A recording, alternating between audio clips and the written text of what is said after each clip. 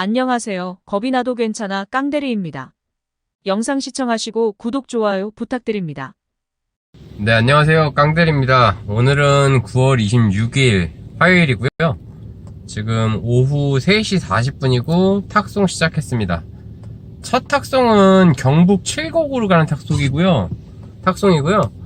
한 3시쯤에 출발을 했어야 되는데 등록사업소에서 좀 뭐가 딜레이가 돼가지고 또 늦게 출발했습니다. 항상 지방 갈 때마다 이렇게 시간에 쫓겨가지고 지금 또 불안한데, 그래도 오늘은 올라올 수 있다는 생각이 좀 들어서 내려가고요. 탁송에 대해서 좀 설명을 좀 해야 될 것 같은데, 대리는 대충 아시지만 탁송에 대해서 좀 모르시는 분들이 많은 것 같아서, 우선은요, 크게 나누면 새 차 탁송이 있고요, 중고차 탁송이 있고, 그리고 폐차장 가는 탁송이 있고, 그리고 송도 가는 탁송이 있고요, 그리고 수리해가지고 이제 주인분께나 돌려보내는 그런 탁송이 있습니다. 그 외에 뭐 그린카 탁송 이런 것도 조금씩 있는데, 그런 거는 수가 너무 적고요. 우선 신차 탁송 같은 경우에는 말 그대로 새 차기 때문에 좀 지저분해지는 걸 싫어하세요. 그래서 장비 기사들은 사실 좀 타기 힘들다고 보시면 되고, 대신에 단가는 나쁘지 않습니다. 탁송 중에서 신차 탁송이 단가가 조금 좋은 것 같고요. 그리고 신차 탁송 같은 경우에는 뭐 따로 서류 뭐 이런 게 필요 없다는 거, 그리고 갖다 주어도 뭐 주인이 바로 나오니까 뭐 시간이 많이 안 걸린다는 거, 요런 점들 대충 생각하시면 될 것 같고요. 뭐 사진에 대해서는 제가 이거 얘기 다 하고 따로 설명을 드릴게요. 그 다음에 중고차 탁송에 대해서 좀 설명을 드리면, 이거 말 그대로 중고차를 살 때나 팔 때나 손님한테서 가져오거나 뭐 보낼 때 그때 하는 탁송이고요. 사실상 까다로운 거는 이게 제일 까다로워요. 뭐 일단 서류 확인 다 해야 되고요. 차량의 뭐 기스 같은 것도 확인을 다 해야 되고, 그리고 뭐 예를 들어서 일반 중고차 탁송이 있고 헤이딜러 탁송이 있고 또 이런 식으로 나누어지는데, 크게 뭐 사진 찍고 이런 거는 다 동일하다고 생각하시면 되고요. 그 대신에 어플을 따로 주는 게 있어요. 헤이딜러 같은 경우에는 어플에서 링크를 줘가지고 뭐 링크 타고 들어가서 찍으라는 부위 사진 찍어서 그대로 올리면 되고요. 그리고 갈 때 올 때 서류 같은 거 좀 확인하시면 되고, 이게 말로 하면은 좀 거추장스럽고 좀 복잡해 보이는데 실제로 한두 번만 해보면 그렇게 어렵지 않고요. 그냥 처음이라 좀 짜증난다는 거, 그 정도 빼고는 그냥 하셔도 누구나 할 수 있는 겁니다. 짜증나는 게 어떤 게 있냐면, 일단 출발지가 됐던 도착지가 됐던 일단 중고차 매매 상가 안쪽으로 들어가야 되는 경우가 많고요. 그렇게 들어가면 무엇보다 엄청 복잡해요. 그리고 사무실이랑 주차 공간이 따로 있고, 이런 경우에는 주차를 해놓고 뭐 키를 갖다 줘야 된다거나, 아니면 받아올 때는 키를 사무실 가서 받아가지고 주차자들 찾아가서 가야 된다거나, 이런 경우가 종종 있어가지고 좀 시간이 오래 걸리는 거죠. 짜증나는 게 아니라. 뭐 이런 점들이 있고, 세 번째는 그 수리해서 내려보내는 탁송들, 이런 것들은 그냥 일반 자동차 공업사 같은 데서 손님한테 가는 경우가 제일 많고요. 그냥 제일 깔끔합니다. 사진도 그냥 사진만 몇 장 찍으면 되고, 그리고 도착지에 도착하기 전에 손님한테 전화해서 도착할 때 됐다고 하면은 손님이 내려와서 받아가시고요. 이게 출발도 그렇고 도착도 그렇고 시간이 제일 안 걸려서 이게 제일 좋은 것 같고요. 그리고 송도 가는 탁송, 이게 뭐냐면 중고차는 중고차인데 이제 해외로 수출하는 탁송입니다. 그게 거의 다 송도 수출단지로 들어가기 때문에, 그래서 탁송 전체가 전국에서 송도로 가는 차가 제일 많고요. 이거는 단점이라고 하면은 차 상태가 좀 안 좋은 게 많다는 점. 뭐 그래도 폐차장 가는 차보다 훨씬 낫고요. 에어컨 안 나고 이런 거는 없어요. 뭐 차 상태가 안 좋다기보다는 좀 오래된 차가 많죠.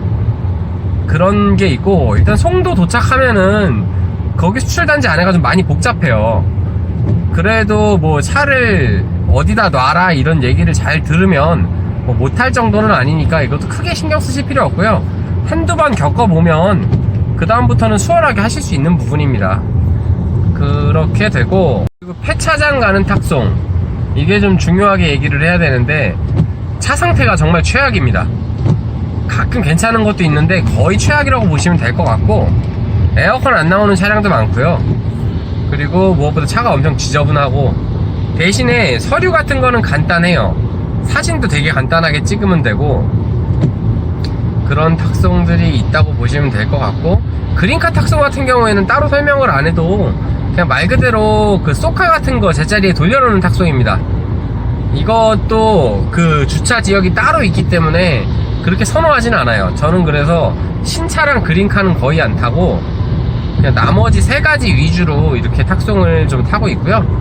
하시기 전에 제일 많이 생각하시는 게 뭐 서류 뭐 이런 것들, 사진 찍고 이런 것들 다 걱정 많이 하시는데 사실상 막상 걱정할 건 없어요. 그냥 어떤 콜을 타든지 저교란에 다 나와 있습니다. 저교란에 나와 있거나 혹은 문자가 옵니다. 문자가 와서 그 순서대로만 진행을 하시면 되고요. 뭐 아니면은 카톡이 오는 경우도 있고요. 뭐 그렇게 타시면 되고, 금액 같은 경우도 그냥 거기 나와 있는 대로 하시면 되는 거니까 뭐 따로 뭐 이렇게 하기 전에 준비를 해야 된다 이런 건 없습니다. 다만 탁송 중에 팩스라고 적혀 있는 탁송들이 있어요. 그게 뭐냐면은 이제 팩스를 받거나 뭐 어디 가서 출력을 해가지고 그걸 작성을 해야 되는 건데, 이게 제일 짜증나고 저는 이거는 절대 안 탑니다. 한번 타봤는데 뭐 부동산이나 PC방 같은 데 가서 일단 출력을 해야 되고요. 고객을 만나서 서류 작성을 해야 되고 뭐 그런 점들이 너무 오래 걸려가지고 저는 이거 한 번 타고 안 타고 있습니다. 지금은. 제일 중요한 단가는요, 중고차 탁송이랑 폐차장 가는 탁송이 단가가 제일 안 좋습니다. 이거는 업자들이 하는 거기 때문에 걔들은 탁송 시스템에서 너무 잘 알고 있고요. 금액을 조금이라도 싸게 해서 그냥 내려보내려고 하는 게 너무 많기 때문에 그렇게 측정이 돼 있는 것 같고, 그리고 단가가 조금 좋은 쪽으로 생각을 하면 이제 수리해서 보내는 탁송, 그리고 신차 탁송, 요게 단가가 조금 좋은 것 같습니다. 같은 경우에도 지금 탁송을 조금 타다가 지금 일을 못했는데 뭐 그냥 수리해서 내보내는 탁송을 탔어요, 어저께도. 근데 코스로 15분 정도 코스에 뭐 25,000원 뭐 요런 것도 있었고요. 뭐 대리랑 비교해서 크게 다르지 않다, 뭐 요렇게 생각하시면 될 것 같고, 탁송이 뜨는 지역들은 따로 정해져 있지 않아요. 어디 가나 탁송은 다 있다고 보시면 돼요. 물론 대리만큼 이렇게 한 군데 밀집돼서 이렇게 있는 건 아니지만 뭐 반경을 5km, 10km를 잡고 본다고 치면 웬만하면 전국 어떤 지역에도 탁송은 있다 이렇게 생각을 하시면 될 것 같고, 제일 많은 탁송은 송도 가는 탁송이에요. 지방을 내려가서 걱정 없이 내려갈 수 있는 이유 중에 하나가, 어디서든지 간에 송도 올라가는 탁송은 웬만하면 있다고 생각을 하시면 될 것 같고요. 시간은 저녁 6시에서 6시 반 정도 되면은 다 끊겨요. 대신에 잡으려면 그 전에 잡아야 됩니다. 전에도 한번 설명을 했지만 탁송 같은 경우에는 그린카 탁송 빼고는 거의 대부분이 톨게이트비를 기사가 내게 돼 있고요. 그 점을 감안해서 요금을 보셔야 될 거예요. 뭐 부산 같은 데 갔다 오면은 2만원이 넘게 톨비가 들어가고 하니까 그런 거 감안하셔야 되고, 그리고 무엇보다 또 제일 중요한 게 기름을 넣어야 되는 경우가 많습니다. 운행 중에 뭐 주유가 돼 있는 게 별로 없고요.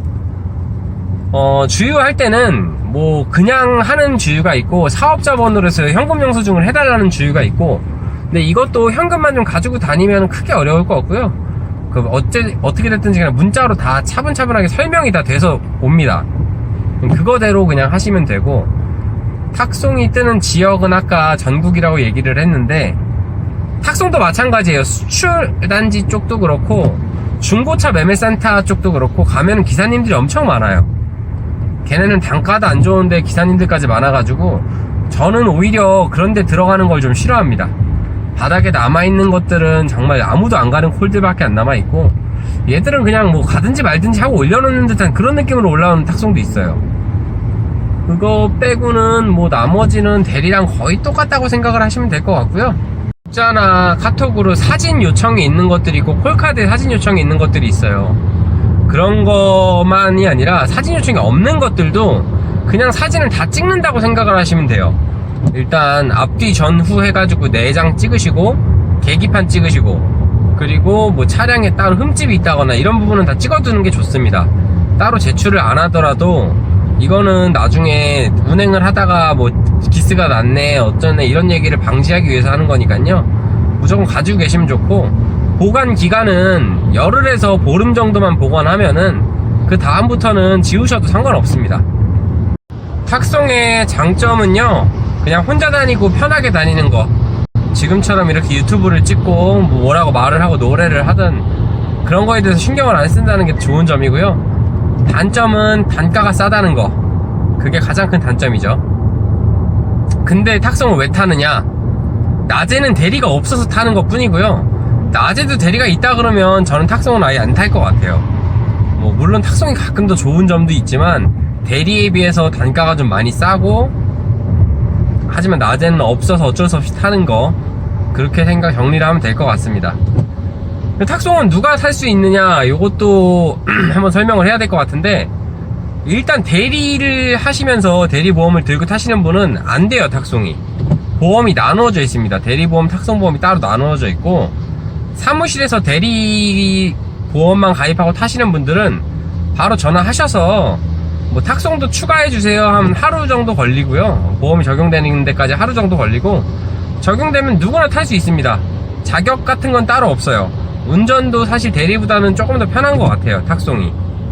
탁송은 여기까지만 정리하면 될 것 같고요. 또 생각나는 게 있으면 그때그때 올리겠습니다. 그리고 또 저한테 물어보시는 것들 중에 제일 많은 게 킥보드를 타야 되나요? 휠을 타야 되나요? 이런 거 물어보시는데, 간단하게 설명드릴게요. 이거는 안 타셔도 관계없어요. 근데 내 기동성을 위해서 타는 것 뿐이고요. 사실 많이 위험하고 해서 추천하고 싶진 않아요. 근데 내가 코를 더 많이 타기 위해서, 빨리 움직이기 위해서, 그래서 탄다고 생각을 하시면 될 것 같고, 이게 뭐 손님한테 빨리 가기 위해서 그것만이 전부는 아닙니다.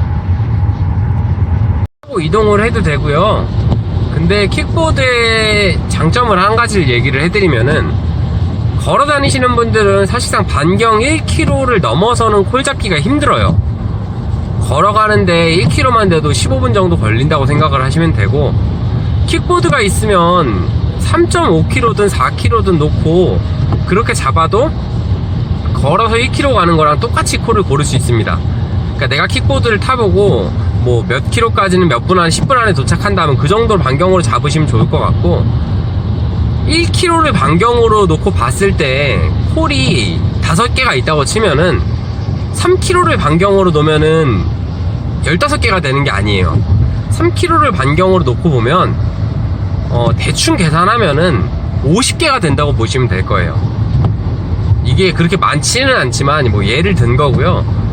이게 거리 대비해서 콜수가 그 정도 차이가 나고요. 이건 뭐 계산법이 따로 있는 거니까 뭐 요거에 대해서는 조금 공부해 보시면 알 것 같고, 5개 중에 고르는 콜이랑 50개 중에 고르는 콜은 단가 차이가 날 수밖에 없습니다. 더 좋은 걸 잡기 위해서 반경을 넓혀놓고 찾는 거고요.